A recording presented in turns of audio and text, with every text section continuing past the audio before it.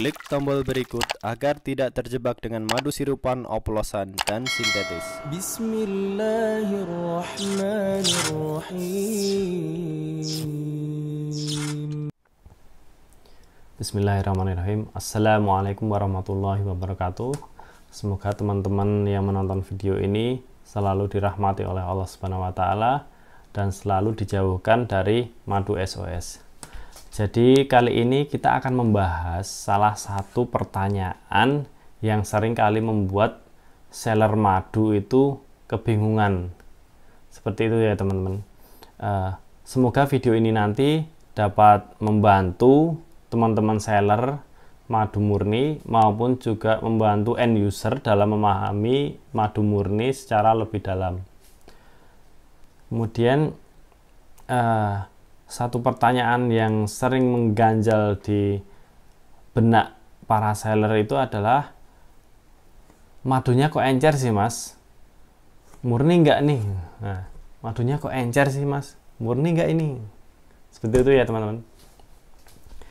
Jadi masyarakat di Indonesia itu sudah terlalu lama dimanjakan dengan madu pabrikan, yang dimana notabene madu pabrikan itu selalu membuat madu sesuai dengan persepsi masyarakat bahwasanya madu itu kental, madu itu harus kental seperti itu. Kalau nggak kental ya diragukan ini kemurniannya. Sehingga sebagai seller madu murni yang kekentalannya tidak pernah bisa sama, itu akan bingung.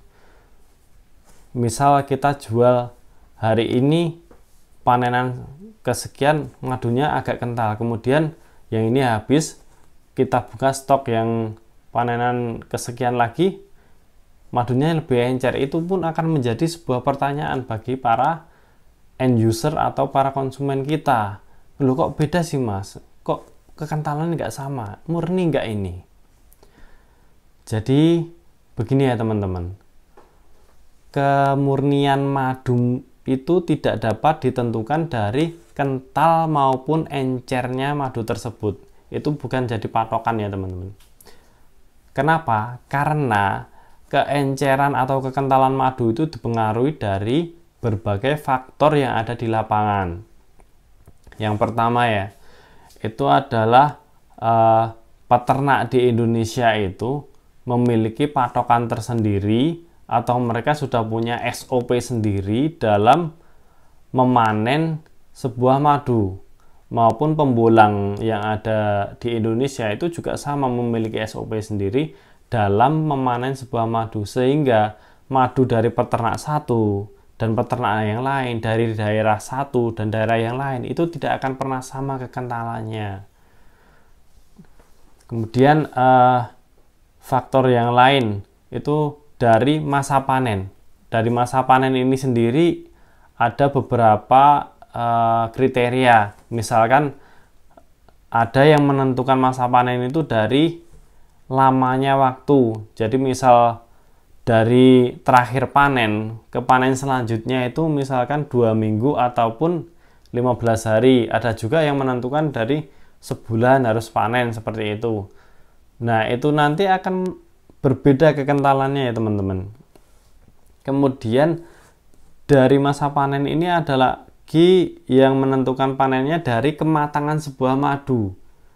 Kok kita bilang matang? Ya memang madu itu ada kematangannya, di mana pada saat madu itu matang itu akan ditutup oleh lebahnya. Apa itu? Sarangnya itu, sarang madunya itu akan ditutup oleh lebahnya, dan ini dianggap sudah matang sehingga bisa disimpan dalam waktu yang lama untuk kelangsungan hidup si lebah ini sendiri, seperti itu. Nah, itu pasti akan beda lagi kekentalannya. Jadi penentuan madu murni dari kekentalan itu sangat salah sekali ya teman-teman. Kita harus menghilangkan persepsi seperti itu. Kita berbicara madu murni, bukan madu pabrikan yang selalu konstan, selalu sama kekentalannya dan diawasi oleh petugas-petugas mereka. Ini harus kekentalannya harus sekian, ini masih kurang, kita kentalkan lagi, seperti itu teman-teman. Kemudian ada faktor cuaca. Cuaca ini sangat berpengaruh sekali terhadap kekentalan madu murni. di mana cuaca yang buruk, misalkan kita tidak dapat mengatakan buruk ya, cuaca yang ekstrim misalkan seperti itu ya teman-teman.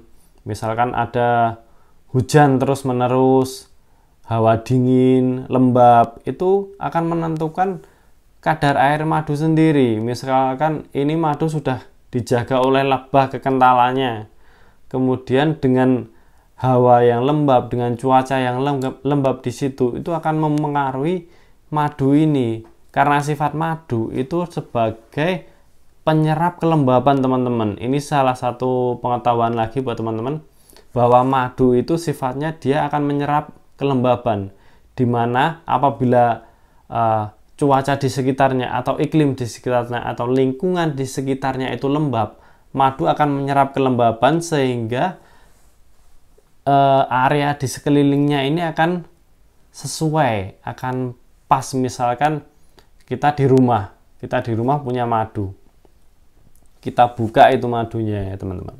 Misalkan di rumah kita lembab, itu akan diserap oleh madu sehingga rumah kita akan enak, akan nyaman lah digunakan, kita beraktivitas. Akan tetapi kadar air dari madu ini sendiri akan naik sesuai dengan kelembaban yang diserapnya.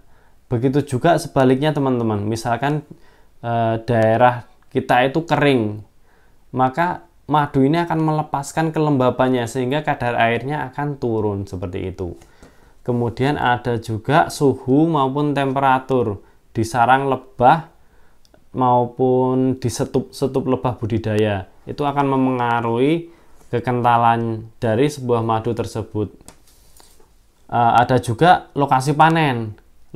Kenapa lokasi panen itu memengaruhi? Karena lokasi panen itu akan memengaruhi cuaca di sekitarnya. Maka dari itu kita sebutkan lokasi panen dapat memengaruhi kekentalan maupun keenceran sebuah madu murni teman-teman. Jadi dari sini kita bisa sepaham ya teman-teman, bahwasanya madu murni itu tidak dapat ditentukan dari kekentalan maupun keenceran madu tersebut. Kalaupun ada peternak kita yang mengusahakan madunya murni dan juga kental, misalkan panennya benar-benar matang, kalau istilah buah itu matang wit ya teman-teman, itu akan bagus kekentalannya, akan tetapi juga harganya pasti bagus. Sedangkan persepsi di masyarakat kita atau keinginan masyarakat kita itu mendapatkan kualitas yang bagus dengan harga yang murah. Sedangkan kualitas untuk madu murni itu akan berbanding lurus dengan harga. Madunya bagus, pasti harganya juga bagus, seperti itu. Berbeda lagi dengan madu pabrikan. Madu pabrikan itu akan selalu kental. Karena apa? Karena mereka ada proses pemanasan di situ. Sedangkan madu yang dipanaskan itu akan rusak. Tidak mungkin madu yang dipanaskan tetap terjaga nutrisi, enzim maupun mineralnya, pasti akan rusak teman-teman.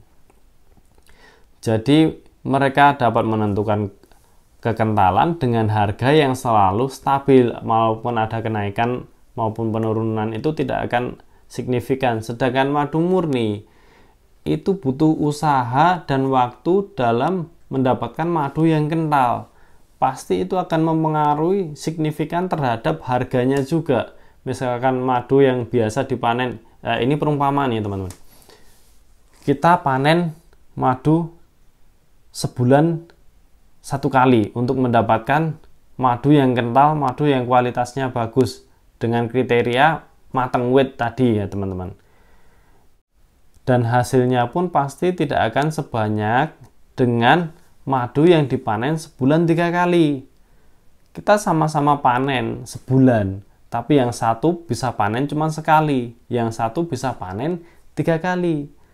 Sedangkan masyarakat kita itu pengennya madu murah. Nah, begitu ya teman-teman. Kita akan kesusahan dalam menjual madu kualitas bagus di masyarakat kita. Karena harganya pasti bisa 2 kali lipat atau 3 kali lipat yang panen 3 kali ini tadi teman-teman.